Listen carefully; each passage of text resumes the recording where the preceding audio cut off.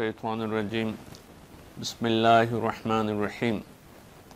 আমরা আজকে মাওলানা জালাল উদ্দিন রুমি রহমতুল্লাহ আলাইহি রচিত মসনবি শরীফ, এই মসনবি শরীফ ফার্সি ভাষায় লেখা একটি কাব্যগ্রন্থ, প্রেমের কাব্যগ্রন্থ, এবং এর চাইতে বড় আধ্যাত্মিক কাব্যগ্রন্থ আর দুনিয়ার বুকে আর নাই।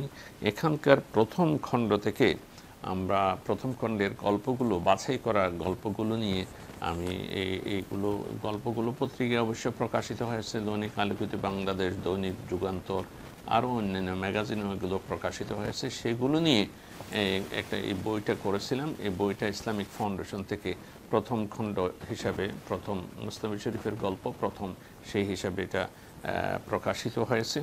আমি এখান থেকে এই প্রথম খণ্ড থেকে প্রায় 40টা গল্প এখানে আছে, একটা একটা করে ভিডিও হিসাবে আপনাদের সামনে ইউটিউবে দেওয়ার জন্য সিদ্ধান্ত নিয়ে কাজ করতেছিলাম।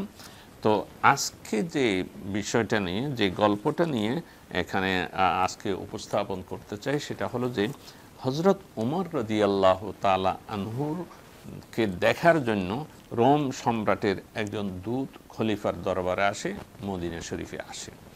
মওলানা রুমি রহমতুল্লাহ আলাইহির বর্ণনা মতে অনেক দূরের পথ পাড়ি দিয়ে, অনেক দূর দূরান্তের সফরের পরে মদিনায় যখন রোম সম্রাটের দূত উপনীত হয়, এসে পৌঁছে দেখে যে খোঁজ করলো যে বাদশার দরবার কই, এখানে রাজপ্রাসাদ কই, খলিফা অর্ধজাহান যিনি শাসন করতেছেন মুসলমানদের খলিফা হযরত ওমর রাদিয়াল্লাহু তাআলা আনহু, সেই ওমরের রাজপ্রাসাদটা কই। তো এখন মানুষের কাছে জিজ্ঞাসা করলো যে ঘোড়াটি এক জায়গায় রেখে মানুষের কাছে জিজ্ঞাসা করলো যে আমি তো খলিফার সাথে সাক্ষাৎ করার জন্য সেই শুধু রোম থেকে এসেছি, এখন খলিফা কোথায় আছেন, তার রাজ দরবারটা কোথায়, এবং রাজভবন মনে করেন প্রধানমন্ত্রী ভবন, প্রেসিডেন্ট হাউস কোথায়, এবং কোথায় তার সিংহাসন। লোকেরা বলল যে আমাদের যিনি আমিরুল মুমিনিন, এই আমিরের তো কোনো সেরকম সিংহাসন নাই, রাজপ্রাসাদও নাই, কোনো প্রেসিডেন্ট হাউসও নাই, উনি তো থাকেন একটা ঝুপড়ি ঘরের মধ্যে থাকেন।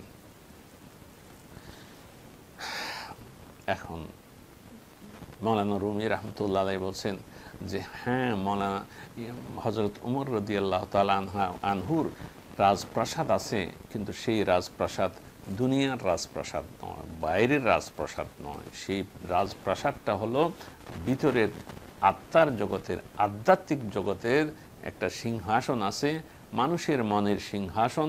সেই সিংহাসনে বসে আছেন খলিফাতুল মুসলিমিন হযরত ওমর রাদিয়াল্লাহু তাআলা আনহু। এই যে সিংহাসন, হযরত ওমরের সিংহাসন, সেই সিংহাসন দেখতে হলে এমনি খালি চোখে, বাহ্যিক চোখে দেখা যাবে না। মওলানা রুমি রহমতুল্লাহ আলাইহি বলতেছেন যে এই সিংহাসনের মর্যাদা, মর্তবা, মহিমা, গুরুত্ব বুঝতে হলে তোমার সেই দিব্য চক্ষু লাগবে। কেমন দিব্য চক্ষু? চশমে দিল আজ মুইল্লাত পাক আর ওয়ানগান দিদার কসরশ চশমদার।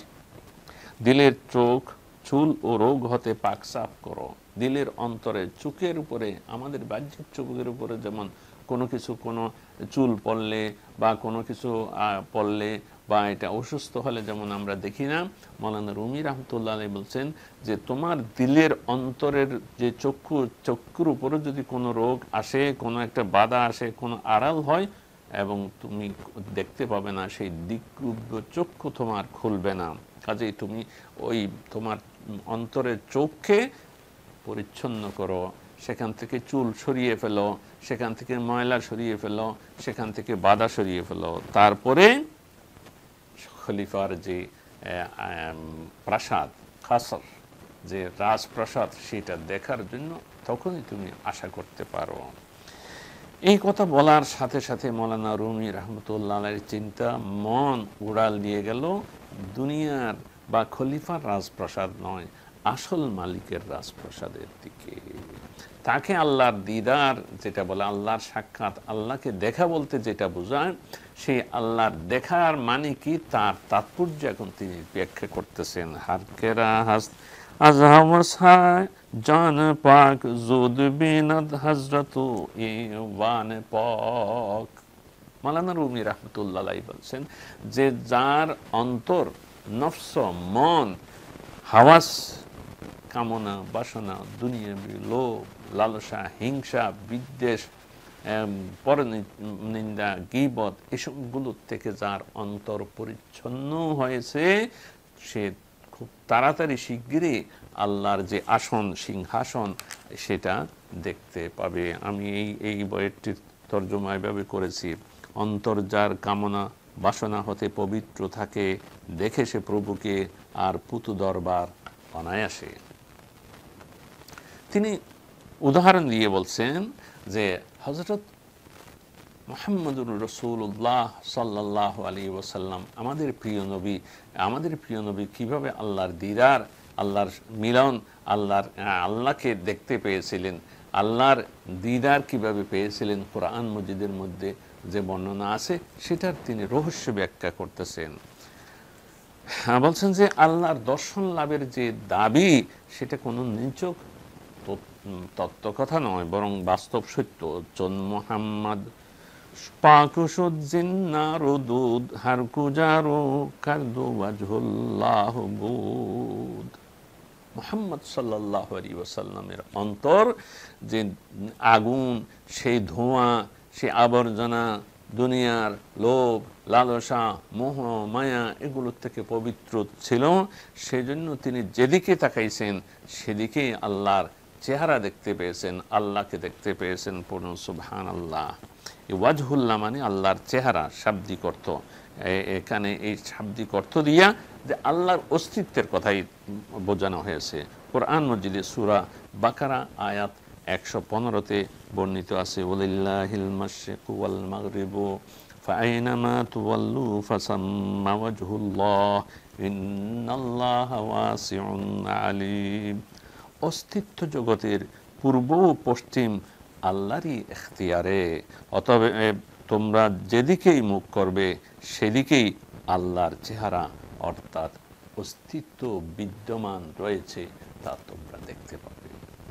মাওলানা রুমি রাহমাতুল্লাহ আলাইহি এই যে আল্লাহর সৃষ্টি জগতে আল্লাহর অস্তিত্ব বিরাজমান, বিদ্যমান আছে, এটা মানুষ কিভাবে দেখতে পারবে সেই রহস্যটা উদ্ঘাটন করে বলতেছেন যে মানুষকে এটা দেখতে হলে, আল্লাহর এই কুদরত দেখতে হলে দিব্য দৃষ্টি দিয়ে, অন্তরের দৃষ্টি দিয়ে দেখতে হবে, এবং অন্তরকে যদি পরিচ্ছন্ন করতে পারে তাহলেই দেখতে পাবে। আমরা দেখি না কেন? তার কারণ বলছেন, চুন রফিকি ওয়াসওয়াসায়ে বাদ খাহরাম কাইবাদানি সাম্মা ওয়াজহুল্লাহ রাম। দুষ্ট কুমন্ত্রণার নিত্য সাথী যেহেতু তুমি, কিভাবে দেখবে আল্লাহর অস্তিত্ব দুচোখ মেলি? তুমি তো, তোমার মন তো সবসময় দুষ্ট চিন্তা, দুষ্ট কুমন্ত্রণা, কুভাবনা, কুধারণার মধ্যে মত্ত ব্যস্ত হয়ে আছে। কাজে তোমার সেই অন্তর দিয়ে কিভাবে আল্লাহ তাআলাকে দেখবে, আল্লাহর কুদরত কিভাবে তুমি দেখতে পাবে? মাওলানা বলছেন, হার কেরা বসিনা ফতহবাব ওজে হার শাহরি বেবিনাদ আফতাব। যার সিনা খুলে গেছে, বক্ষ খুলে গেছে, সে, যার চোখের সামনে কোনো আড়াল নাই, সে যেখানেই থাক সেখান থেকে যেমন সূর্য দেখতে পায়, আকাশে দীপ্যমান সূর্য দেখতে পায়, অনুরূপভাবে যার অন্তর খুলে গেছে, দিব্য চক্ষু খুলে গেছে, সেখান থেকে সে আল্লাহর নিদর্শন, আল্লাহর কুদরতের জলওয়া সেখানে সবখানে দেখতে পায়।